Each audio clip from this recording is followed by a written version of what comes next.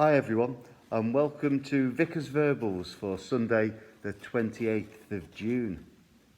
Well, Jackie has been saying to me that she thought I should wear a mask whenever I go out of the vicarage.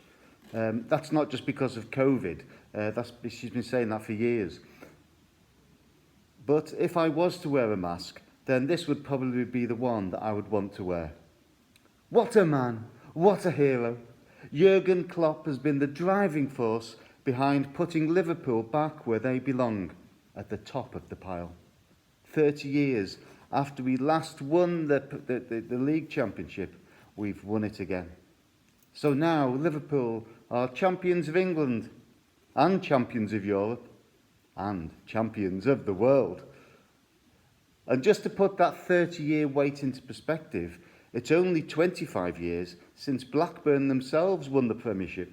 Mind you, they also needed a Liverpool manager to help them to do it. But I digress. Now, I'll just take my mask off for a moment. So, thinking about the events of last week, which for some of us maybe have been more exciting than for others, but as you think about what's happened with Liverpool Football Club, I think there's many similarities between where Liverpool were and the current challenge facing the church. Both had lost their way a little bit.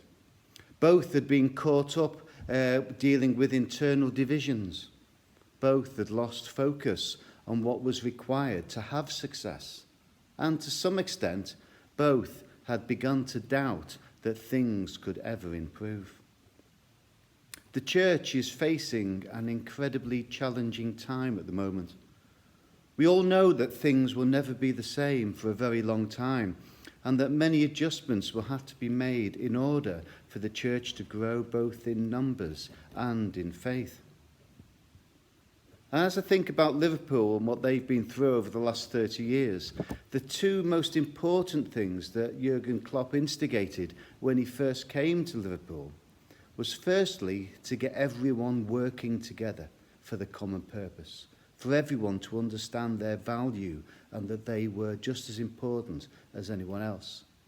And the second thing was to get them to believe again that great things could happen. So working together and having faith. Now, today's gospel reading from Matthew chapter 10 reminds us that it is the little things that can make a big difference in lives. Jesus says, "Those who give a cup of water to one of my disciples will certainly not lose their reward." Jesus is reminding his disciples that it's those little things, the little acts of kindness, the thoughtful word of encouragement, the offer of help, the appreciation and thanks of what others do.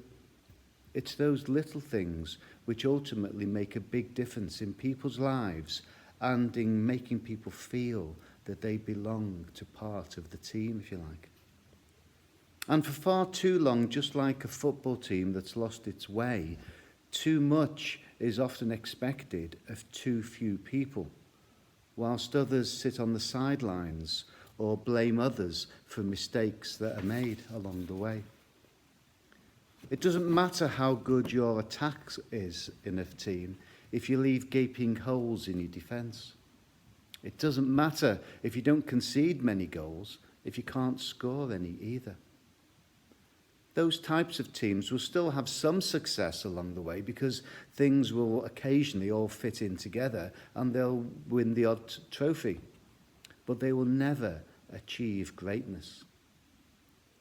Churches like that as well will likewise appear to be doing okay on the surface, but there will still be problems underneath which are stopping the church from developing. Things that will stop the church from being a life-changing force in their community, the force that God longs for them to be. The teams that become great are not those who necessarily have the greatest individual players, but are those whose players understand each other and work together for the common good. They understand not only each other's strengths and allow them to shine, but they also understand each other's weaknesses And rather than telling them about them, they do what they can to support them and strengthen them so that the team can be stronger together.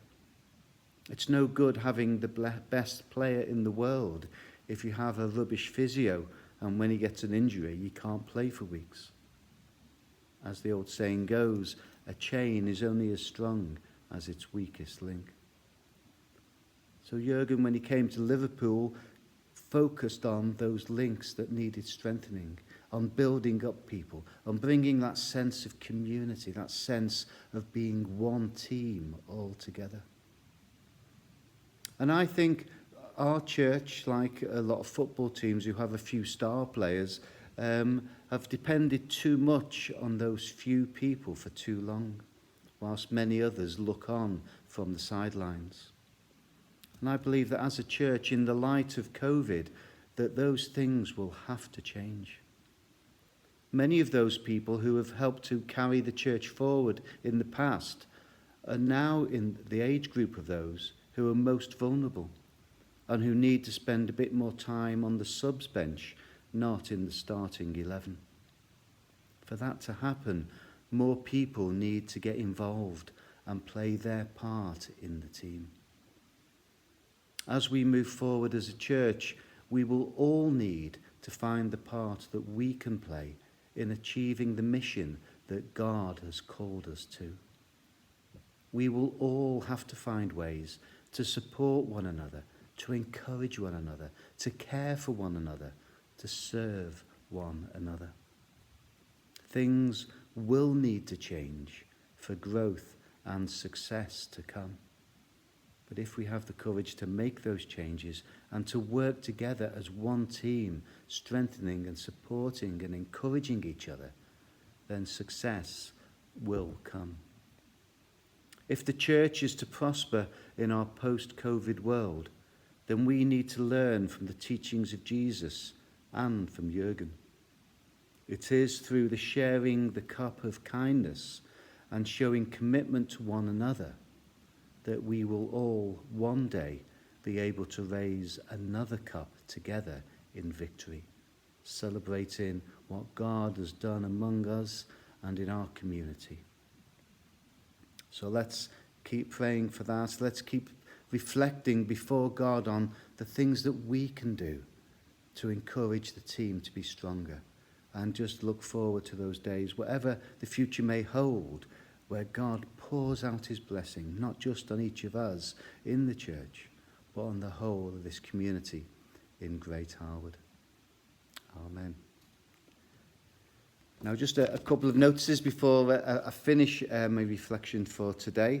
Next Sunday, because of the relaxing of some of the restrictions and of shops and things and places of worship being able to open for worship again now, we're going to continue with the daily times of prayer where it's open for an hour each day.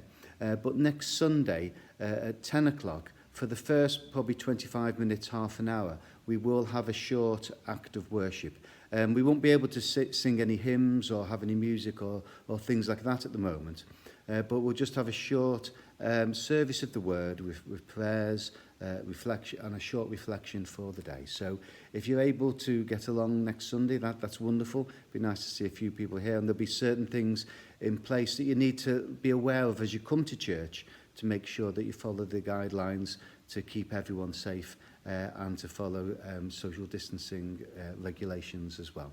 But for those who are able to get along, that would be wonderful. For those who are not able to get along, I am still going to continue doing my Sunday and Wednesday videos, and the Sunday one will be obviously pretty similar to the talk that I do in church anyway as well. So hopefully we can see some of you there, but if not, please pray for those who do come along, that we can begin to find our way through into this new way of being church. And that we can continue to listen to what God is saying to us over these next few months.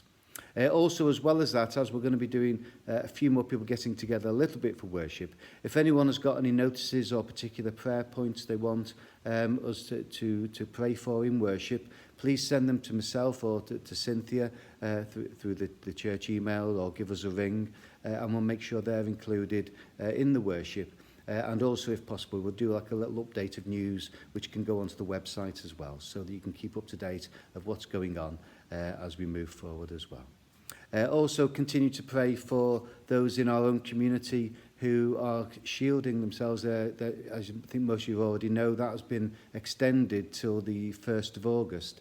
And that is an increasingly difficult challenge for those people. So please continue to pray for them, that they keep safe and that they know God's presence and our prayers with them as well. That's it for today. So just before I go, we'll get Jürgen back. So as Jürgen might well say, keep praying, keep believing, and keep safe. And I'll see you soon. God bless.